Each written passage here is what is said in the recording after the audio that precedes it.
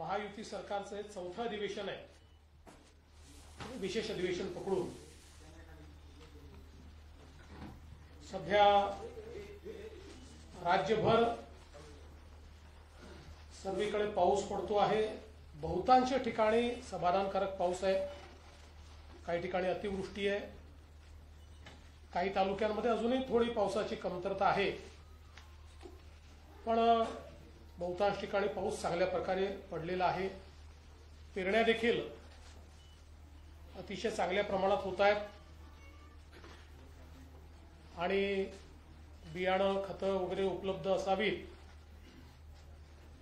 याकरता राज्याची यंत्रणा कामी लागलेली आहे. विशेषतः खतांच्या संदर्भात काही जिल्ह्यातनं तक्रारी आल्या, त्या तक्रारी ॲड्रेस करण्याचं काम देखील चाललेलं आहे. आजच्या या अधिवेशनाच्या पूर्वसंध्येला आम्ही विरोधी पक्षाला चहापानाकरता बोलवलं होतं, परंतु नेहमीच्याच पद्धतीनं विरोधी पक्षाने चहापानावर बहिष्कार टाकला आहे आणि हा बहिष्कार टाकत असताना त्यांनी एक भलं मोठं पत्र आम्हाला दिलेलं आहे. पत्र मोठं असलं तरी मजकूर मोठा नाही आहे. मागच्या पत्रातले जे मुद्दे आहेत तेच मोठा फॉन्ट त्या ठिकाणी टाकून त्यांनी दिलेले आहेत. एक दोन नवीन विषय फक्त त्याच्यामध्ये मांडलेले आहेत. पण मराठीचा विषय अत्यंत महत्त्वाचा असल्यामुळे मी त्यांच्या निदर्शनास आणून देतो की त्यांच्या पत्रामध्ये व्याकरणाच्या 24 चुका आहेत. पण काही हरकत नाही, बॉम्बे स्कॉटिश वगैरे मध्ये शिकल्यानंतर अशी परिस्थिती येते. आणि आज पत्रकार परिषदेला भास्कर जाधव काही दिसले नाहीत. मागच्या वेळी भास्कररावांची सही होती, आज ती सही पण पत्रावर दिसत नाही. तसं आजच्या सह्या बघितल्या तर 5-3-2 आहेत, म्हणजे उभाटाच्या 5 आहेत, अजून काँग्रेसच्या 3 आहेत आणि शरद पवार साहेबांच्या गटाच्या 2 सह्या आपल्याला पाहायला मिळत आहेत. आज वडेट्टीवार पत्रकार परिषदेत असं म्हणाले की आमच्या कामांना स्थगिती मिळाली. वडेट्टीवारांना अजूनही उद्धव ठाकरेच मुख्यमंत्री आहेत असं वाटत आहे, त्यामुळे ते स्थगितीच्या संदर्भात बोलले. पण त्याहीपेक्षा आज जितेंद्र आव्हाडांनी बोफोर्सची आठवण काढली. म्हणजे बोफोर्सचा घोटाळा झाला होता हे जितेंद्र आव्हाडांना मान्य असल्यामुळे त्यांनी आज बोफोर्स सारखे घोटाळे चालले आहेत अशा प्रकारे घरचा आहेर हा त्या ठिकाणी दिलेला आहे.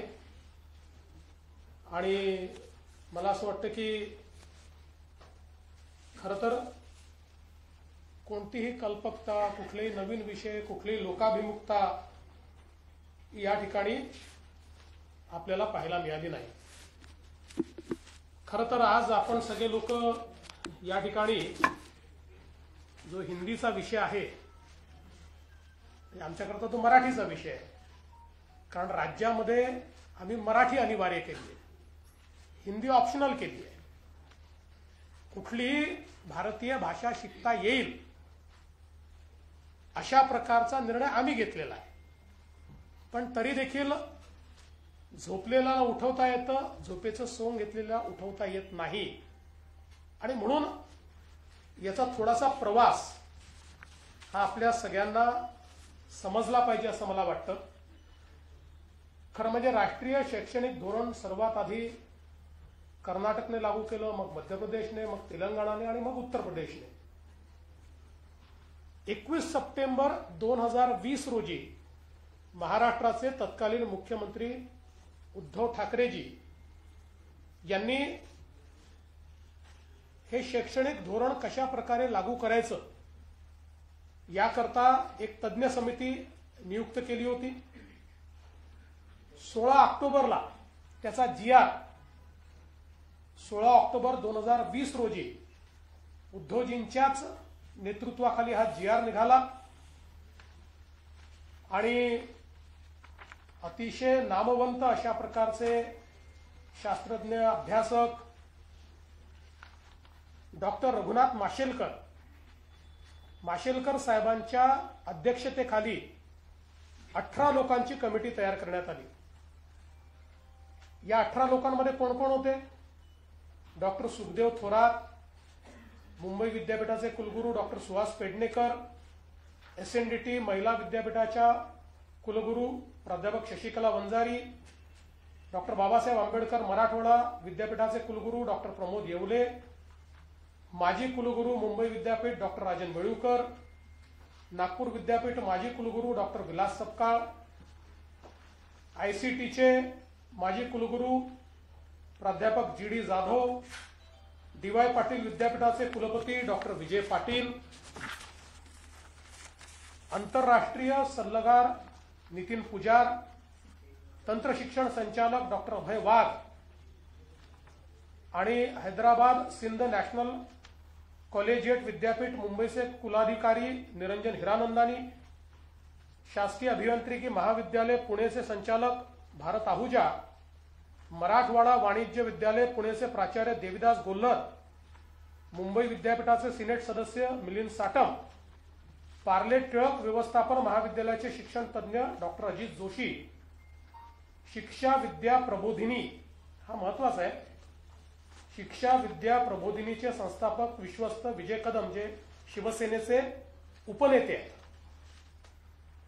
आणि शिवसेनेचे म्हणजे उभाटा सेनेचे, आमचे शिवसेनेचे नाही, आणि उच्च शिक्षण संचालक डॉक्टर धनराज माने, अशा 18 लोकांची कमिटी ही या ठिकाणी तयार झाली। आता हे सगळेच मराठी लोक आहेत, नामवंत लोक आहेत, शिक्षण क्षेत्र समजणारे लोक आहेत, अशा लोकांची एक अतिशय चांगली समिती उद्धवजींनी तयार केली। 14 सप्टेंबर 2021 ला या समितीने उद्धव ठाकरे साहेबांना 101 पानाचा अहवाल सादर केला। त्याचं जे DGIPRचं ट्विट आहे तेही माझ्याकडे आहे, हे आपण सगळे बघू शकता। तो अहवाल स्वीकारताना उद्धवजी दिसतायत, बरेच लोक दिसतायत, माननीय संपादकही उपस्थित होते पण फोटोत दिसत नाही आहेत, आणि हा ट्विट त्या ठिकाणी करण्यात आलेला आहे। हे त्या संदर्भात त्यांचं वाक्य की याची लगेच आम्ही अंमलबजावणी करणार वगैरे ते सगळं हे प्रेसमध्ये त्यावेळी आलेलं आहे। आणि मग आपण जर बघितलं तर 15 सप्टेंबर 2021 च्या या बातम्या वगैरे आहेत, मी आता त्याच्यामध्ये जात नाही। आता या अहवालात काय म्हटलेलं आहे, या सर्व तज्ज्ञांनी काय म्हटलेलं आहे, तर या अहवालाच्या 8व्या प्रकरणामध्ये भाषेचा विषय आलेला आहे, पृष्ठ क्रमांक 56। आता पृष्ठ क्रमांक 56 वर अहवालामध्ये जो काही या ठिकाणी शिफारस त्यांनी केलेली आहे त्याच्याकरता एक उपगट तयार करण्यात आला होता, आणि त्या उपगटामध्ये कोण होते?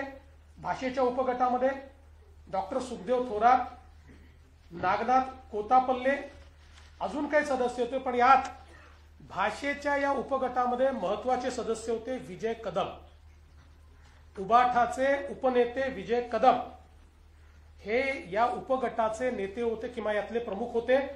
आणि यांनी काय शिफारस केली आहे, तर यांनी शिफारस अशी केलेली आहे की मुद्दा क्रमांक 8.1 इंग्रजी आणि हिंदी भाषा ही दुसरी भाषा म्हणून पहिल्या वर्गापासून लागू करण्यात यावी। 1ली ते 12वी असे 12 वर्ष विद्यार्थी इंग्रजी शिकतील तर त्याला इंग्रजी भाषेची जाण येईल आणि आवश्यक पुस्तके वाचता येतील। अभियांत्रिकी, वैद्यकीय आणि अन्य तांत्रिक व्यावसायिक अभ्यासक्रमांसाठी ते सज्ज असतील। उच्च शिक्षण संस्थांमधून मराठी शिकवण्याला प्राधान्य द्यावेच लागेल, पण त्याच वेळी इंग्रजी आणि हिंदी ही दुसरी भाषा पहिल्या वर्गापासून ते 12वी पर्यंत सक्तीची करण्यात यावी। आवश्यकता भासत असेल तर महाविद्यालयीन शिक्षणाच्या 3 किंवा 4 चौथ्या वर्षाच्या पदवी अभ्यासक्रमामध्येही हिंदी सक्तीची करावी. आता कोणी म्हटलंय, उद्धवजींनी तयार केलेल्या समितीमध्ये ज्यात उबाठा सेनेचे उपनेते हे सदस्य आहेत, त्यांनी केलेली ही शिफारस आहे. खरं म्हणजे हे रिकमेंडेशन आता इंग्रजीमध्येही आहे, ते पुन्हा मी वाचून दाखवत नाही. आता आपण जर बघितलं तर 14 सप्टेंबर 2021 रोजी हा अहवाल सादर झाल्यानंतर तो मंत्रिमंडळापुढे आला आणि 7 जानेवारी 2022ला त्याचं इतिवृत्त कायम झालं. आपल्याला पाहिजे असेल तर त्या इतिवृत्ताची कॉपी देखील मी दाखवतो. सही आपण ओळखता उद्धवजींची, म्हणून मी तुम्हाला दाखवतो ती.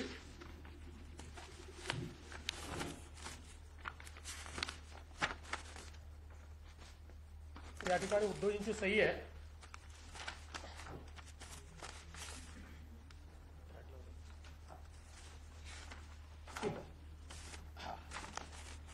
मुख्यमंत्री उद्धव ठाकरेंची सही आहे कॅबिनेट निर्णयावर, मिनिट्सवर, म्हणजे कन्फर्म झालेली आहेत मिनिट्स की त्यांची उद्धवजींची सही याच्यावर आहे. त्यामुळे याच्यामध्ये कुठेही हा अहवाल स्वीकारताना त्रिभाषा सूत्र बाजूला ठेवा, हे आम्हाला मान्य नाही, याच्यावर निर्णय केलेला नाही, असं काहीच म्हटलेलं नाही. उलट जी अकॅडमिक बँक ऑफ क्रेडिट,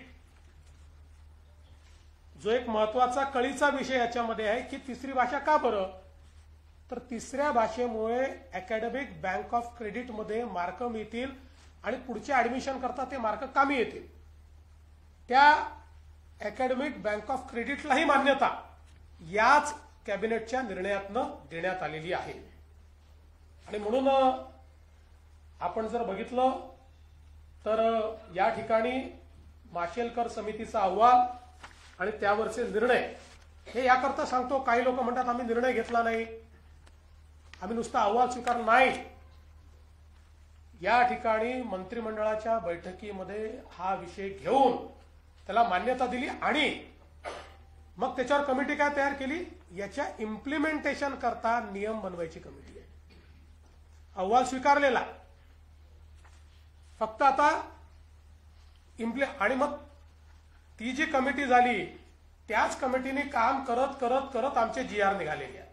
हे जे जीआर आमच्या काळात निघाले आहेत हे तेच काम करत करत करत ते आमच्या काळामध्ये अशा प्रकारचे सगळे जीआर निघालेले आहेत. आणि म्हणून मला असं वाटतं की या संदर्भात आपण जर बघितलं असेल तर 16 एप्रिलला 2025ला आम्ही पहिला जीआर काढला आणि त्या जीआर मध्ये आपण असं म्हटलं की मराठी ही सक्तीची आहे, दुसरी भाषा आपण इंग्रजी म्हटली, तिसरी भाषा आपण हिंदी म्हटली.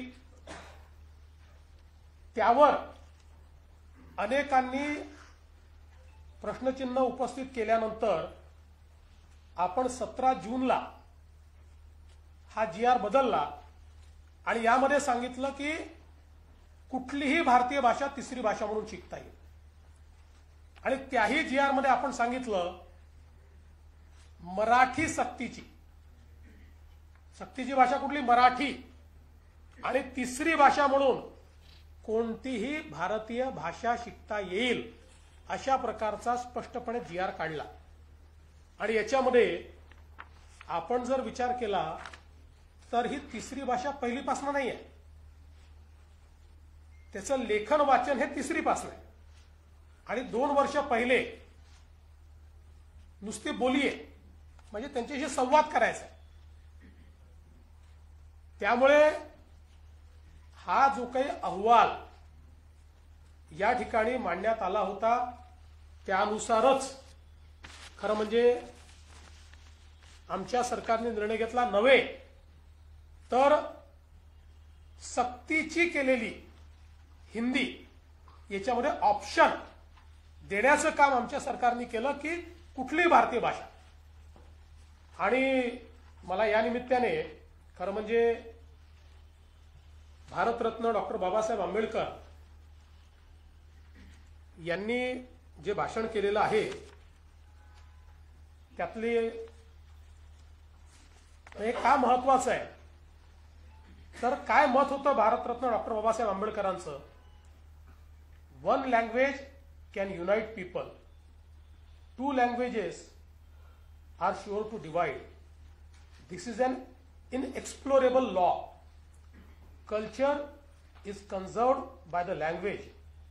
Since Indians wish to unite and develop a common culture, it is the bounden duty of all Indians to own up Hindi as their language. An Indian who does not accept this proposal as a part and parcel of linguistic state has no right to be Indian. He may be 100% Maharashtrian, Tamilian और गुजराती.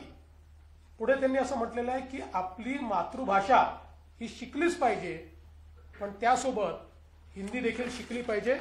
हे Bharat Ratna doctor Babasaheb आंबेडकरांचं दिलेलं भाषण आहे.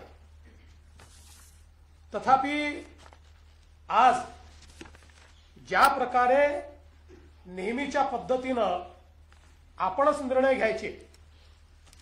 बरं, या मंत्रिमंडळामध्ये त्यावेळेची संपूर्ण शिवसेना होती. उद्धवजी त्याचे प्रमुख होते. शरद पवार साहेबांची पार्टी पूर्णपणे त्या ठिकाणी होती आणि काँग्रेस पार्टी पण होती. या सगळ्यांनी मिळून याला मान्यता दिली. आम्हीच नव्हतो पण ठीक आहे, आमचा काही त्याला विरोध नाही आहे. पण सगळ्यांनी, कारण माशेलकर साहेबांसारखे, सुखदेव थोरात साहेबांसारखे अभ्यासक ज्यावेळेस एखादा रिपोर्ट देत आहेत आणि तो जर स्वीकारला होता तर चूक काय आहे.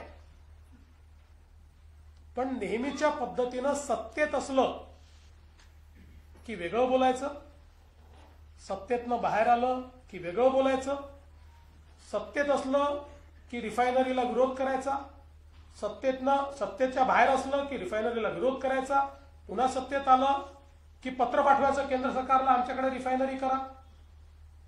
ही जी पद्धत आहे याच्यामध्ये केवळ विरोधाला विरोध अशा प्रकारची पद्धती दिसते आहे.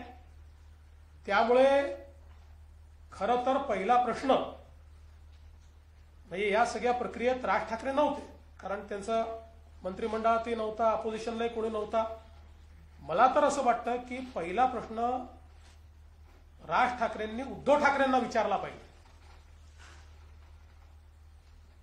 की तुम्हीच जर याला मान्यता दिली तर आता कुठल्या तोंडानं आंदोलन करायला निघाला, हा प्रश्न विचारला पाहिजे. पण आम्ही ही भूमिका ज्या दिवशी दुसरा जी आर काढला त्या दिवशी आम्ही भूमिका मांडली की आम्ही सक्तीची करणार आहे. आम्हाला अशा प्रकारचे जे विषय आहे हे विषय सर्वानुमते करून घ्यायचे आहे. आणि म्हणून आम्ही त्या दिवशी सांगितलं की दादा भुसे सगळ्यांची चर्चा करतील, आमचे मंत्री महोदय सगळ्यांचं म्हणणं ऐकून घेतील आणि सगळ्यांसमोर वस्तुस्थिती देखील ठेवतील. कारण अकॅडमिक बँक ऑफ क्रेडिटमध्ये तिसरी भाषा शिकली नाही तर आमच्या मराठी मुलांना तिथे मार्क मिळणार नाही. पण इतर मीडियमचे जे लोक आहेत, इंग्रजी मीडियमचा जो आहे त्याला त्या ठिकाणी मराठी ही कंपल्सरीच आहे, अनिवार्य आहे. गुजराती मीडियम वाल्याला त्या ठिकाणी मराठी आणि इंग्रजी ही अनिवार्यच आहे. त्यामुळे त्यांना 3 भाषा सूत्राचा फायदा मिळून अकॅडमिक बँक ऑफ क्रेडिटमध्ये क्रेडिट मिळतील आणि आपल्या मराठी मुलांना मात्र ते मिळणार नाहीत. आणि मग या अकॅडमिक बँक ऑफ क्रेडिटच्या माध्यमातून उद्या ज्यावेळेस त्यांच्या प्रवेशाचा विषय येईल त्यावेळी आमचे मराठी मुलं नेमके तिथे मागे पडतील. आणि म्हणून या ही सगळी वस्तुस्थिती सगळ्या नेत्यांसमोर मांडावी, अभ्यासकांसमोर मांडावी. काही नवीन नेते देखील तयार झालेले आहेत, त्यांच्या समोर ती मांडावी आणि त्यानंतर एक सांगोपांग अशा प्रकारचा निर्णय घ्यावा. या दृष्टीनं आम्ही दादा भुसेंना सांगितलं. दादा भुसेंनी काही लोकांशी संपर्क देखील सुरू केलाय. पण मला असं वाटतं की याच्यावर चुकीच्या पद्धतीचं राजकारण जे आहे हे करणं चाललंय आणि म्हणून आज मंत्रिमंडळाच्या बैठकीमध्ये आम्ही याच्यावर सांगोपांग चर्चा केली आणि आम्ही असा निर्णय केलेला आहे की त्रिभाषा सूत्राच्या संदर्भात ही भाषा कुठल्या वर्गापासून लागू करावी, ती कशा प्रकारे करावी, कुठली करावी, काय मुलांना चॉईस द्यावा, याचा निर्णय करण्याकरता राज्य सरकारच्या वतीनं डॉक्टर नरेंद्र जाधव यांच्या नेतृत्वात एक कमिटी तयार करण्यात येईल. आपण सगळे जाणता डॉक्टर नरेंद्र जाधव साहेब प्लॅनिंग कमिशनचे मेंबर होते, कुलगुरू होते, शिक्षण तज्ज्ञ म्हणून त्यांना आपण ओळखतो. त्यामुळे त्यांच्या नेतृत्वामध्ये एक समिती या ठिकाणी तयार केली जाईल. त्यात काही सदस्य अजून असतील, त्यांची नावं लवकरच घोषित केली जातील आणि या समितीचा रिपोर्ट आल्यानंतरच त्रिभाषा सूत्र त्या रिपोर्टच्या आधारावर या ठिकाणी लागू केलं जाईल. आणि म्हणून 16 एप्रिल 2025 आणि 17 जून 2025 हे दोन्ही शासन निर्णय आम्ही रद्द करण्याचा निर्णय घेतलेला आहे. हे दोन्ही शासन निर्णय या ठिकाणी रद्द आम्ही करतो आणि ही नव्याने समिती तयार करतो. ही समिती त्रिभाषा सूत्राच्या संदर्भातलं सगळं सूत्र माशेलकर कमिटीच्या अहवालाचा अभ्यास करेल. ज्या लोकांचं याच्यावर दुमत आहे त्यांचंही म्हणणं ऐकून घेईल आणि त्यानंतर आपल्या विद्यार्थ्यांच्या हिताचा काय निर्णय आहे तो निर्णय या कमिटीच्या माध्यमातून येईल आणि मग तो राज्य सरकार स्वीकारेल आणि त्यानुसार पुढची कारवाई केली जाईल. अशा प्रकारचा निर्णय आज आम्ही मंत्रिमंडळामध्ये घेतलेला आहे. आमच्याकरता मराठी आणि मराठी मुलगा किंवा विद्यार्थी हा महत्वाचा आहे. आमची नीती मराठी केंद्रित असेल. आमची नीती ही मराठी, आमचा जो विद्यार्थी आहे त्या विद्यार्थी केंद्रित अशा प्रकारची आमची नीती असेल. याच्यामध्ये आम्हाला कुठल्याही प्रकारचं राजकारण जे आहे ते राजकारण करायचं नाही आहे. खरं म्हणजे उद्यापासून जे काही अधिवेशन सुरू होणार आहे या अधिवेशनामध्ये एकूण 12 विधेयके आम्ही प्रस्तावित केलेली आहेत आणि संयुक्त समितीकडे पाठवलेलं एक जे जनसुरक्षेचं विधेयक आहे ते आता कमिटीने त्याचा रिपोर्ट दिलेला आहे आणि अतिशय सांगोपांग चर्चा करून एकमताने तो रिपोर्ट आलेला आहे. त्याच्यामुळे त्या रिपोर्टवर आता आधारित चर्चा होऊन हे विधेयक देखील या अधिवेशनासमोर असेल. त्यामुळे एकूण जुनं एक प्रलंबित विधेयक, एक संयुक्त समितीचं विधेयक आणि 12 प्रस्तावित विधेयके या सभागृहापुढे येतील. 6 अध्यादेश हे सभागृहाच्या पटलावर ठेवले जातील आणि एकूणच हे जे अधिवेशन आहे आमच्याकडे प्रचंड बहुमत असताना देखील आम्ही अधिवेशनातनं पळ काढणारे नाही. पूर्ण 3 आठवड्याचं अधिवेशन आम्ही घेतलेलं आहे. आमची अपेक्षा आहे की विरोधी पक्षाने या अधिवेशनामध्ये चर्चा करावी आणि त्यांच्या प्रत्येक प्रश्नाला उत्तर द्यायला आम्ही तयार आहोत. राज्याला विकासाकडे नेण्याकरता आमची महायुती उत्तम काम करते आहे आणि त्या दृष्टीनं या अधिवेशनात आमची पुढची ध्येय धोरणं देखील आम्ही त्या ठिकाणी आपल्यापर्यंत, आपल्या मार्फत जनतेपर्यंत पोहोचवू. धन्यवाद.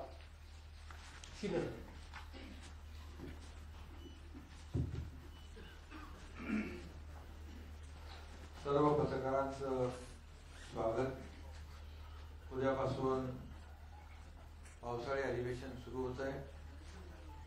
आणि नेहमीप्रमाणे विरोधी पक्षाने चहापानावर बहिष्कार घातलेला आहे. जनतेच्या प्रश्नावर त्यांना सभागृहामध्ये काय बोलायचंच नसतं, पायऱ्यांवरच बोलायचं असतं. आणि त्यामुळे निवडणुकीत झालेल्या विधानसभेच्या जनतेनेच त्यांच्यावर बहिष्कार टाकला आणि महायुतीला लँडस्लाईड मॅन्डेट दिलं. मला वाटतं झालेल्या पराभवातून अद्याप ते सावरलेले नाहीत. आणि त्यामुळे त्यांनी मगाशी मुख्यमंत्री महोदयांनी सांगितलं ते पत्र त्याचं साईज वाढलेली आहे, कारण त्यांच्या विरोधी पक्षाच्या आमदारांची संख्या कमी झाल्यामुळे पत्राची साईज वाढवलेली दिसते, फॉन्ट मोठा केला. त्यामुळे मला वाटतं खरं म्हणजे सरकार सकारात्मक आहे. चर्चा करण्यासाठी अधिवेशन लोकांना प्रश्नाला लोकांच्या वाचा फोडण्यासाठी असतं, न्याय देण्यासाठी असतं आणि त्याचबरोबर लोकांचे विविध प्रश्न सोडवणूक करून घेण्यासाठी आपलं अधिवेशन असतं. परंतु विरोधी पक्ष सातत्याने या ठिकाणी आपण पाहिलं आहे की चहापानाचं ते जाऊ द्या, परंतु सभागृहामध्ये जेव्हा चर्चा असते त्यावेळेस सभागृहातल्या चर्चेमध्ये भाग न घेता फक्त राजकारण करण्यामध्ये ते वेळ घालवतात. आता मराठी भाषेच्या बाबतीमध्ये त्यांनी जे काही जो स्टँड घेतलाय त्या बाबतीमध्ये माननीय मुख्यमंत्री महोदयांनी सविस्तर त्याच्यावर सांगितलंय. याच्यात मी एवढंच म्हणेन की त्यांनीच तो अहवाल स्वीकारला माननीय डॉक्टर माशेलकरांचा, त्याच्यामधल्या सगळ्या कमिटी मेंबर जे सदस्य होते त्यांची नावं मुख्यमंत्री महोदयांनी सांगितली आपल्याकडे. त्यातले कोण कोण म्हणजे मी कोणावर असं टीका करू इच्छित नाही, पण काही नावं जी घेतली त्या नावांच्या बद्दल आपल्यालाही माहिती आहे आणि म्हणून तो अहवाल स्वीकारला, त्याला मान्यताही दिली कॅबिनेटमध्ये. आणि म्हणजे एक प्रकारे जेव्हा सत्तेमध्ये आपण असतो तेव्हा एक विचार असतो, सत्तेच्या बाहेर असतो तेव्हा दुसरी भूमिका असते. दुटप्पी भूमिका घेण्याचं काम म्हणजे एक प्रकारे चोराच्या उलट्या बोंबा कशा असतात हे या माध्यमातून या ठिकाणी त्यांच्या कृतीतून या ठिकाणी दिसून आलेलं आहे. आणि मी त्याच्यात डिटेलमध्ये आता तरी जात नाही, परंतु मी एवढंच सांगू इच्छितो मुख्यमंत्री महोदयांचं ते सगळं अत्यंत त्याचे वस्तुनिष्ठ अहवाल तुमच्या समोर मांडलेला आहे. त्यामुळे पत्रकारांना देखील आमची विनंती अशी आहे की फक्त तुम्ही जी वस्तुस्थिती आणि वस्तुनिष्ठ अहवाल किंबहुना जे अगोदरच्या मुख्यमंत्र्यांनी घेतलेला निर्णय तो काय होता याला देखील जेव्हा आम्ही सांगतो तेव्हा त्यालाही तुम्ही प्राधान्य दिलं पाहिजे. कारण त्यावेळेस या तिन्ही भाषा अनिवार्य होत्या आणि त्यावेळेस या मुलांवर कुठलाही ताण पडणार नव्हता असं त्यांचं मत होतं. परंतु आता आम्ही तर मराठी सक्तीची केली आहे, मराठी आणि हिंदी सक्तीची नाही ही भूमिका आमची स्पष्टपणे मांडलेली आहे. आणि जेव्हा अनिवार्य शब्द होता तो पण आपण अनिवार्य शब्द काढून टाकला. आणि म्हणून महाराष्ट्रामध्ये जे काही ते म्हणतात की मराठीची गळचेपी कधीच होणार नाही. मराठी ही आपली मातृभाषा आहे आणि महाराष्ट्रामध्ये मायबोली मराठी आणि मराठी भाषा हे तर आपण सगळ्या शाळांमध्ये सगळ्या माध्यमांमध्ये मराठी भाषा ही अनिवार्य केली. हे आपल्या सरकारचं काम आहे. मराठी भाषेला अभिजात भाषेचा दर्जा देण्याचं काम आपण केलं. अनेक आता ते मी बाकी याच्यामध्ये जात नाही. आपण मराठी भाषेसाठी अखिल भारतीय मराठी साहित्य संमेलन असतं, पण विश्वातल्या मराठी लोकांना देखील आपल्या राज्यामध्ये आणून अखिल विश्व मराठी साहित्य संमेलन देखील घेतलं. त्यामुळे मराठी बाबतीमध्ये आता जे कुठल्या कुठल्या शाळेत शिकतात त्यांनी आता मगाशी मुख्यमंत्री महोदय बोलले त्यामुळे मी त्याच्यावर बोलत नाही. फक्त एवढंच आहे की तेव्हा ताण नव्हता, आता अंमलबजावणी करताना कुठला ताण त्यांच्यावर आला याचं देखील विश्लेषण होईलच. परंतु आमची भूमिका स्पष्ट आहे. मराठीला प्राधान्य, मराठी सक्तीची, हिंदी सक्तीची नाही. आणि हे आता जे मुख्यमंत्री महोदयांनी सांगितले दोन्ही जिहाद रद्द आम्ही केले आता जो काही निर्णय आहे तो स्थगित केलाय आणि हे जे आता आपले जाधव डॉक्टर नरेंद्र जाधव यांची समिती जी आहे त्याच्यात आणखी आता अगोदरच्या समितीमध्ये काही नावं आहेत ती तुम्ही त्याच्यावर मी बोलू इच्छित नाही, परंतु मुलांच्या हिताचा निर्णय, विद्यार्थ्यांच्या हिताचा निर्णय या ठिकाणी घेण्यात यावा अशा प्रकारचा आपली सरकारची भूमिका आहे आणि आपला विद्यार्थी कुठेही मागे पडू नये हीच भूमिका प्रामाणिकपणे आहे आणि त्यामुळे आम्ही कुठला इगो ठेवलेला नाही. ते जेव्हा सुरुवातीला अनिवार्य होतं तेव्हा चर्चा झाली, अनिवार्य शब्द ताबडतोब आपण काढून टाकला आणि त्यामुळे कुठल्याही या शैक्षणिक क्षेत्रामध्ये सरकारला कुठलीही आडमुठेपणाची भूमिका सरकार घेणार नाही, घेतली नाही आणि अहंकार तर आमच्याकडे बिलकुल नाही. इगो आम्ही कुठलाही निर्णय रेटून नेणार नाही.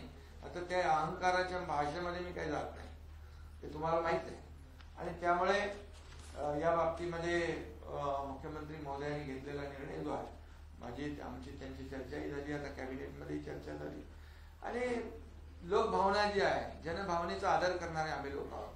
हे सर्वसामान्य माणसाचं सरकार आम्ही नेहमी म्हणतो आणि म्हणून जनभावना त्याचा आदर करणं हे आमचं काम आहे. पूर्वी आमचं महायुतीचं सरकार यायच्या पूर्वी काय काय जनभावना, काय काय आदर केले, सन्मान केले आणि काय काय भूमिका स्वतःच्या पुढे रेटण्याचं काम केलं, त्यामुळे राज्याला किती मागे नेण्याचं काम केलं हे तुम्ही सगळ्यांनी पाहिलेलं आहे, त्यामध्ये मी जात नाही.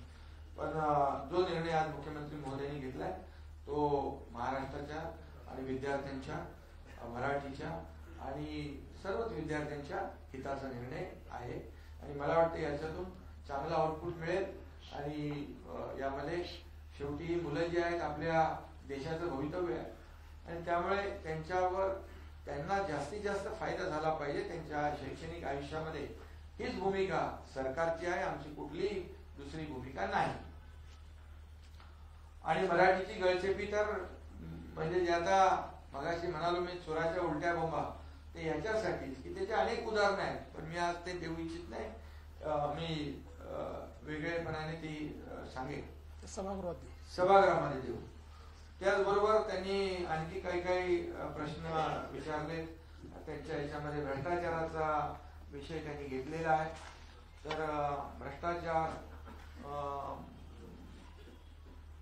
झाला म्हणून त्याच्यावर आमच्यावर आरोप केले, पण मी एवढंच सांगेन की 2.5 वर्षात झालेला भ्रष्टाचार तर त्याच्या चौकशा सुरू आहेत. त्यामध्ये खिचडी घोटाळा असेल, बॉडी बॅग घोटाळा असेल, आता तर तो कुठला नवीन एक घोटाळा आलाय, मिठी नदीचा घोटाळा आलाय, त्याचंही चौकशी सुरू आहे आणि त्याच्यामध्ये कोण दिनू काहीतरी दिनू मोर्या आता त्याची चौकशी सुरू आहे. त्यांनी तोंड उघडल्यावर किती लोकांना मोर्या होईल माहित नाही. त्यामुळे बघा आम्ही कुठल्याही सूड भावनेने काम कुठलं करतोय का, बिलकुल नाही. पण जे झालेलं आहे, ज्या घटना घडलेल्या आहेत, जो भ्रष्टाचार झालेला आहे रस्त्यांमध्ये वगैरे, तो तर समोर त्यांनीच आणला ना. आम्ही एकदा रस्ते जेव्हा मी मुख्यमंत्री होता आम्ही दोघांनीच तो निर्णय घेतला ना आपण आयुक्तांना बोलून की का बाबा दरवेळी पावसाळ्यामध्ये खड्ड्यातून प्रवास करावा लागतो, अपघात होतात, बळी जातात, का कॉन्क्रीटचे रस्ते करत नाही. मग आम्ही निर्णय घेतला 2 फेजमध्ये. आता फेजमध्ये निर्णय घेतल्यानंतर दरवर्षी जे खड्डे भरण्याचं, काळ्याचं डांबराचं पांढऱ्याचं काळं करण्याचा रस्ता बंद झाला. त्यामुळे ऑडिट सुरू झालं, हे झालं, मग ते बिलो अभाव आम्हाला तर काय माहीतच नाही बाबा ते, परंतु त्यांच्यामध्ये ते एक्सपर्ट आहेत आणि त्यामुळे या सगळ्या याच्यातून जी काही चौकशी आहे आणि ते जे काही सत्य आहे ते सत्य बाहेर येईल. त्यानंतर त्यांनी बाकी त्याच्यामध्ये आणखी बरेचसे काही काही आरोप केलेले आहेत. पीक विमा वगैरे त्याच्यामध्ये मी काही जात नाहीये. पीक विमा योजना जी आहे ते उलट शेतकऱ्यांच्या म्हणजे कंपन्यांना फायदा होऊ नये, शेतकऱ्यांना फायदा व्हावा म्हणून आपण ती योजना जी आहे ती योजनेचं स्वरूप बदललंय. त्याच्यामध्ये पण त्यांनी काही हे घेतलेलं आहे. पूर्वी ते म्हणाले सौर विजेच्या बिलाबद्दल पण त्यांनी आरोप केलेला आहे. पण मी मुख्यमंत्री महोदयांना धन्यवाद देईन की आतापर्यंतच्या इतिहासामध्ये विजेचं बिल कमी झालेलं कधी आपण पाहिलं नाही. पण आमच्या महायुतीच्या सरकारमध्ये देखील आपण किती 7.5 HP पर्यंत कृषी पंपाला मोफत केलं. ते आजही मोफत आहे. आणि आता देखील 10% पर्यंत आपलं बिल कमी होत आहे सर्वसामान्य लोकांचं. आणि ते टप्प्याटप्प्याने आणखी कमी होईल. म्हणजे इतिहासामध्ये पहिल्यांदा विजेचं बिल कमी करण्याचा, कमी होण्याचा प्रकार आणि निर्णय पहिल्यांदा झाला. यापूर्वीच्या मला आठवत आहे काँग्रेसच्या सरकारने निवडणुकीच्या आधी म्हणाले वीज बिल माफ करू. पण जसे सरकारमध्ये आल्यानंतर वीज बिल गेली. म्हणाले प्रिंटिंग मिस्टेक झालं. आम्ही प्रिंटिंग मिस्टेक म्हणणारे नाही. ज्या आम्ही योजना जाहीर केलेल्या आहेत, ज्या योजना आम्ही घोषित केलेल्या आहेत, लाडकी बहीण योजना असू द्या नाही तर आणखी ज्या योजना आहेत त्या टप्प्याटप्प्याने सगळ्या पूर्ण. तेव्हा मला वाटतं मुख्यमंत्री सुशील कुमार शिंदे तर आठवण करून दिली मी. त्यामुळे आम्ही प्रिंटिंग मिस्टेक म्हणणारे नाही. आणि निवडणुकीमध्ये आश्वासन द्यायची असतात, पाळायची कुठे असतात असं म्हणणारेही नाही. त्यामुळे तो एक विषय मी या ठिकाणी सांगू इच्छितो. बोगस बियाणे वगैरे ते काय त्याच्यावर कारवाई आम्ही करतोच आहे. आणि त्यामध्ये आजच आम्ही शेतकऱ्यांसाठी कृषी संजीवनी प्रकल्प नानाजी देशमुख किती 6,000 कोटीला आपण मान्यता आजच दिली. शेतकऱ्या टप्पा 2 शेतकऱ्यांसाठी महायुती सरकारने गेल्या 3 वर्षामध्ये जवळपास 45,000 कोटी रुपये च्या योजना आपण शेतकऱ्यांसाठी केल्या. 15-16,000 कोटी रुपये आपण अतिवृष्टी, अवकाळी आणि गारपिटीच्या नुकसान भरपाई पोटी दिले. त्यामुळे शेतकऱ्यांना काय दिलं, शेतकरी सन्मान योजना आपण केली. प्रधानमंत्री महोदय 6,000 केंद्राचे आणि आपले पण 6,000 असे 12,000 रुपये शेतकऱ्यांना देखील वर्षाकाठी या ठिकाणी देण्याचा निर्णय देखील आपल्या सरकारने घेतलेला आहे. आणि त्यामुळे मला वाटतं त्यांच्या या कुठल्याही आरोपाला काही हे नाहीये, म्हणजे काय बेस नाहीये. त्यामुळे आम्ही जे काही निर्णय घेतोय ते निर्णय या महाराष्ट्रातल्या जनतेच्या हिताचे घेतोय. आमची 2.5 वर्षाची पहिली इनिंग होती तेव्हा जे आम्ही टेक ऑफ घेतलं होतं तो वेग अद्याप अजूनही तसाच ठेवलाय, वाढवलाय. मुख्यमंत्री महोदयांनी 100 दिवसाचा कृती आराखडा सुरू केला. त्या कृती आराखड्यामध्ये सगळ्या बऱ्याचशा कलेक्टर, जिल्हाधिकारी, महापालिका आयुक्त, सीओ यांनी चांगलं काम केलं. याचं कारण एवढंच की सर्वसामान्य माणसाला न्याय मिळाला पाहिजे. सर्वसामान्य माणसाला त्याच्या तालुक्यात, जिल्ह्यात न्याय मिळाला पाहिजे. तो मंत्रालयापर्यंत येता कामा नये. त्यानंतर 150 दिवसाचा आता कार्यक्रम आपण कृती आराखडा जाहीर केलाय. कालच आपलं मास राईडचं लोकार्पण झालं नागपूरमध्ये. कुठलाही जिल्हा कुठेही इतर जिल्ह्यांपेक्षा मागे राहू नये यासाठी महास्ट्राईड हे त्याचं लोकार्पण झालं. आपण वर्ल्ड बँकेसोबत या ठिकाणी त्यांच्यासोबत राज्य सरकार एकत्र काम करतंय आणि प्रत्येक जिल्ह्याला समान न्याय, म्हणजे तुम्हाला विकासाचं सांगतोय. आता 2.5 वर्षापूर्वी तर तुम्हाला माहिती आहे, 2.5 म्हणजे माझ्या 2.5 वर्षापूर्वीच, आता माझे 2.5 वर्ष झाला. त्यामुळे जसे स्पीड ब्रेकर वगैरे होते ते सगळे आम्ही काढून टाकले. मी सांगतो ना, म्हणजे विकासाला ज्या योजना चांगल्या आहेत त्या आम्ही कॅरी फॉरवर्ड केल्या. परंतु 2014ला देवेंद्रजी मुख्यमंत्री होते तेव्हा शेतकऱ्यांच्या जलयुक्त शिवार योजना कोणी बंद केल्या? मराठवाडा वॉटर ग्रीड कोणी पासनात बांधलं? ते मुख्यमंत्री आम्ही झाल्यानंतर पुन्हा आमच्या टीमने सुरू केलं. त्यामुळे सांगण्याचं तात्पर्य आहे विकास याला चालना देणं. बाकी तर तुम्हाला माहिती आहे, बाकी मी अटल सेतू, कोस्टल रोड, समृद्धी हायवे याच्यात जातच नाही मी. ही तर कामं समोर आहेत तुमच्या. म्हणून तर आम्हाला आणि लोकाभिमुख कल्याणकारी योजना म्हणून तर लोकांनी लँडस्लाईड मॅन्डेट दिलं महाराष्ट्रातल्या. त्याने दुसरं म्हटलंय की इथं बरं ते स्टार्टअप बिटअप मध्ये काय मी जात नाही. खूप म्हणजे महाराष्ट्र GDP नंबर 1 आहे, FDI मध्ये नंबर 1 आहे, स्टार्टअप मध्ये नंबर 1 आहे, विकासामध्ये पुढे आहे. किती आता 20 लाख कोटी झाले आपल्या दोघांचे मिळून 20 लाख कोटी MOU दावोस मध्ये झाले. कधी झाले होते? आणि नुसते MOU नाही केले, कन्व्हर्जन त्याचं 70 to 80% आहे. याचा अभिमान आहे आम्हाला. आणि म्हणून मोदीजी पण ज्या पद्धतीने देशाचं जे काय ते 2047 जे विजन आहे त्यांचं 2047चं विकसित भारताचं, त्या ह्याच्यामध्ये महाराष्ट्राचं $1 ट्रिलियन जे गोल आहे ते एक वर नाही राहणार, ते वाढणार आहे. म्हणजे महाराष्ट्राचं कॉन्ट्रीब्युशन पण आपल्या प्रधानमंत्र्यांचं जे विकसित भारत 2047चं स्वप्न आहे त्याला सपोर्ट करणार आहे. म्हणून मुख्यमंत्र्यांनी 3 टप्पे केले, 2030, 2035 आणि 2047. आणि त्यामुळे त्या वेगाने आपण पुढे जातोय. आणि म्हणून विकासाला आम्ही चालना देणारं आमचं सरकार आहे. सर्वसामान्य माणसाला न्याय देणारं सरकार आहे. गोरगरिबांच्या जीवनामध्ये बदल घडवणारं सरकार आहे. आणि त्यामुळे ते म्हणाले की विरोधी पक्ष नेता तुम्ही दिला नाही, की आमचा गळा घोटला लोकशाहीमध्ये गळा घोटला. अरे पण विरोधी पक्ष नेता बनायला ते विरोधी पक्ष कुठे आहे? तो विरोधी गट आहे, ते तुकडे तुकडे गँग आहे. ते कसं काय त्याला विरोधी पक्ष देणार? आणि यामध्ये लोकांनीच त्यांना तेवढं संख्याबळ दिलं नाही. त्यामुळे त्याच्यामध्ये आमची चूक नाहीये. महाराष्ट्रातल्या जनतेने त्यांना तेवढ्या संख्याबळावर ठेवलेला आहे. आणि त्यामुळे नक्कीच त्यांची जी लोकशाहीचा गळा घोटण्याचं जे काही त्यांचं म्हणणं आहे त्याच्यामध्ये काही तथ्य नाही. फक्त मी एवढंच सांगतो की विरोधी पक्षाचं काम आम्ही मानतो, सत्ताधारी आणि विरोधी पक्ष ही रथाची 2 चाकं आहेत, पण ते कधी आमच्या चांगल्या कामाला चांगलं म्हणतच नाही. त्यामुळे सातत्याने टीका करणं, आरोप करणं एवढंच त्यांना माहीत आहे. पण आमची इच्छा आहे, जसं मुख्यमंत्री म्हणाले की सभागृहामध्ये प्रत्येक विषयावर चर्चा करण्याची आमची तयारी आहे. सभागृहामध्ये तुम्ही प्रश्न मांडा, या महाराष्ट्राच्या हिताचे प्रश्न मांडा. सरकारने चांगलं काम केलं तर चांगलं म्हणा, वाईट काम केलं तर तुम्ही सूचना करा. आम्ही सगळ्याला तयार आहोत. आणि त्यामुळे बाकी आता सभागृहामध्ये आम्ही बोलू. सभागृहामध्ये बाकी विषय त्याला प्रश्नांना उत्तर देऊ. अजितदादा,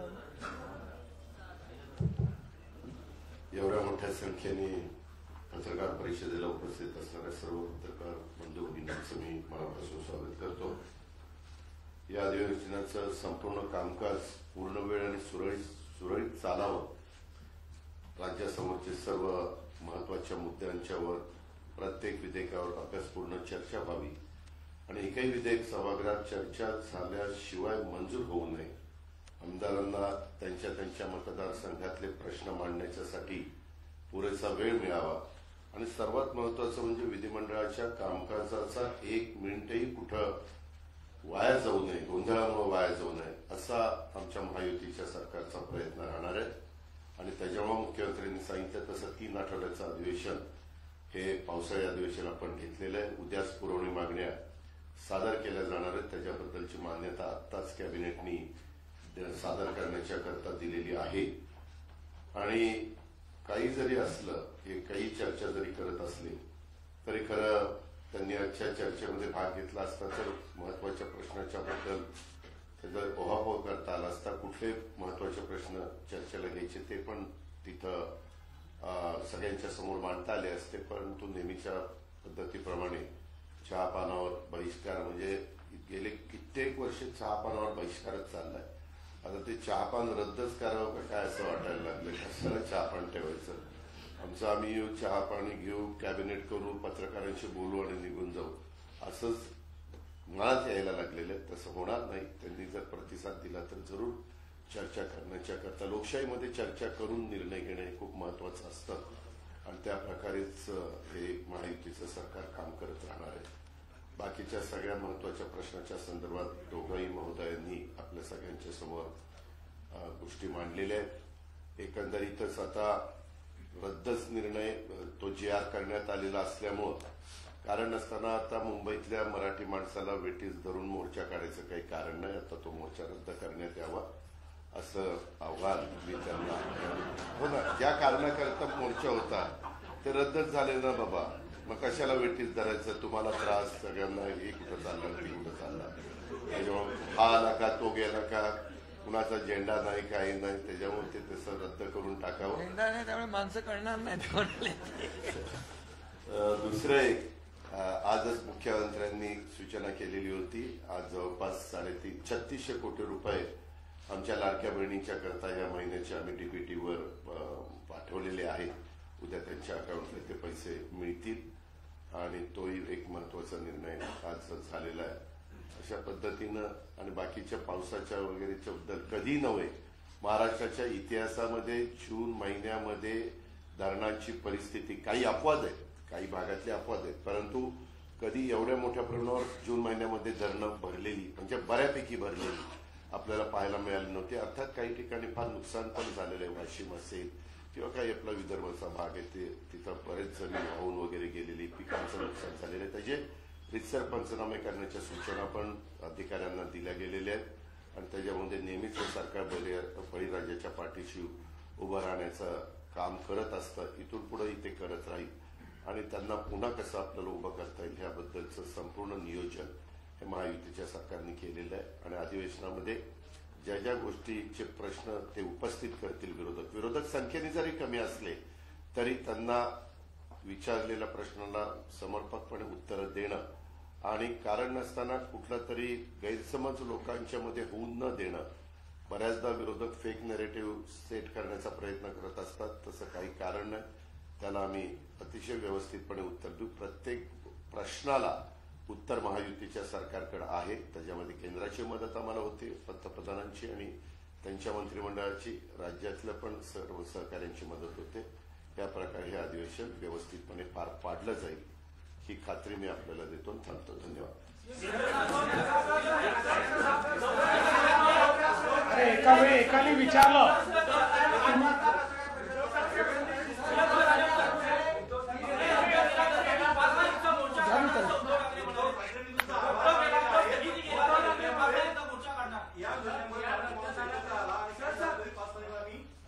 काढावा त्यांनी, म्हणजे फक्त राजकारणच आहे. आलं याच्यातनं स्पष्टच झालं ना की फक्त राजकारणाकरताच त्यांनी हा निर्णय केला होता. विद्यार्थ्यांची आता तर ते एक्सपोज झाले आहे पूर्णपणे, त्यांनीच घेतलेला निर्णय आहे. मला त्या निमित्तानं मराठी माणसांना सांगायचंय, महाराष्ट्रातल्या जनतेला सांगायचंय, हा निर्णय रद्द झालेला आहे. कुणी मोर्चाला प्रतिसाद देऊ नये. धन्यवाद.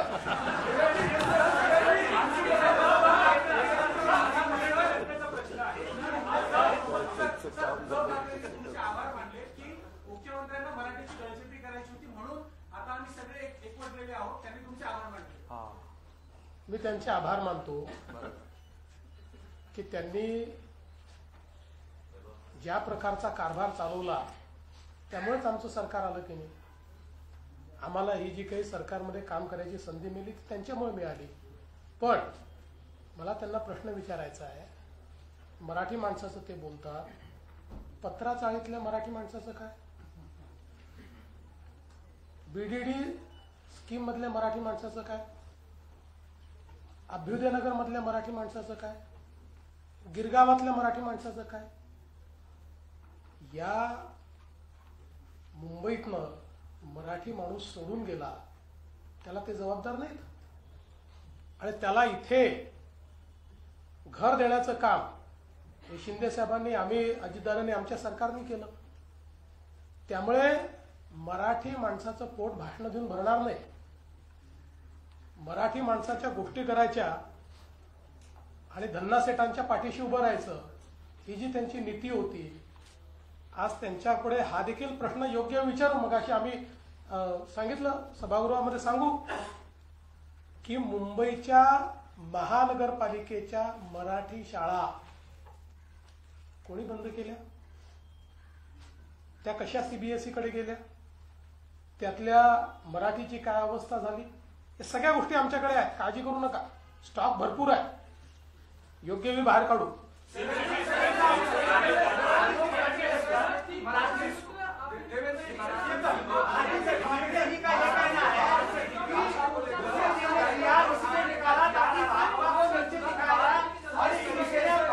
देखिए, ये जो 3 भाषा का सूत्र है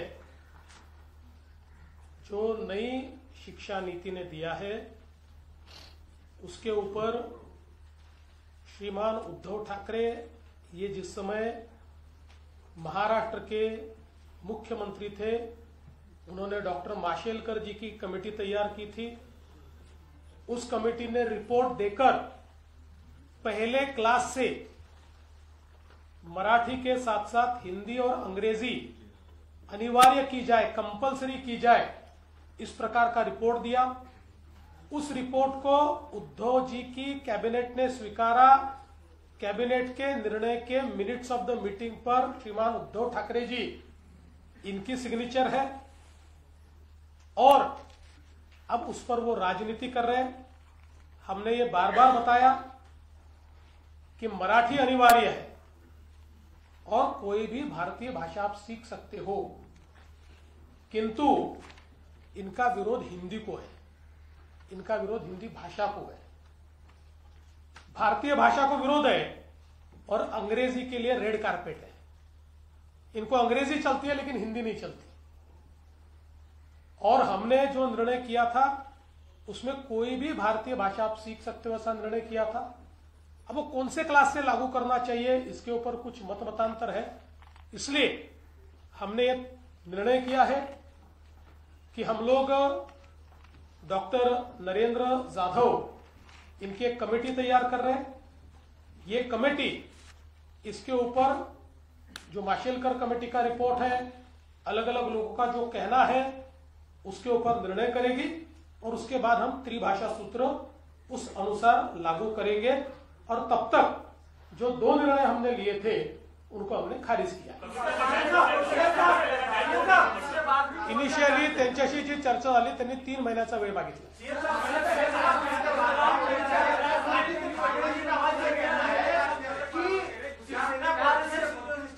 उन्होंने जीआर इसलिए निकाला ताकि भाजपा को नीचा दिखाया जाए और ये शिवसेना और भाजपा के अंतरकलह की वजह से हुआ है। किसने बोला ये? अजित ठाकरे ने अजीत की तारा में आज दोपहर को प्रेस कॉन्फ्रेंस अजीत ठाकरे नहीं, उनका तो मैंने वीडियो देखा। उन्होंने तो कहा हिंदी सीखनी चाहिए और उन्होंने कहा कि हिंदू हृदय सम्राट शिवसेना प्रमुख बाला साहब ठाकरे जी ने उनको कहा था हिंदी सीखने के लिए।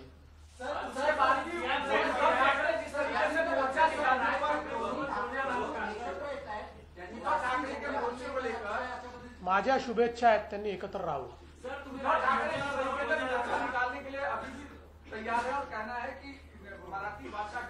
देखिए, इससे ही ध्यान में आ गया कि उनको केवल राजनीति करनी है। मैं इतिहास के 10 चीजें बता सकता हूं कि केवल मराठी आदमी का नाम आगे करके उद्धव ठाकरे जी